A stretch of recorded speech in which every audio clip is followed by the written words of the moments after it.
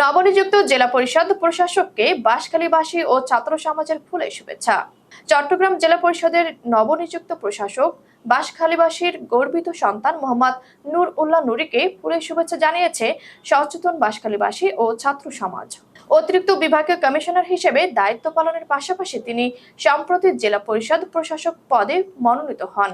সদালাপী ও নিরহংকার এই প্রশাসককে শুভেচ্ছা জানাতে উপস্থিত ছিলেন সমাজকর্মী মোহাম্মদ নিজাম উদ্দিন, প্রকৌশলী গোলাম সরোয়ার চৌধুরী, হাফেজ মাওলানা জয়নাল আবেদিন, ছাত্রনেতা মাহফুজ সহ যুবদল ও ছাত্রদলের বিভিন্ন পর্যায়ের নেতৃবৃন্দ এবং ওলামা দলের সম্মানিত আলেমগণ।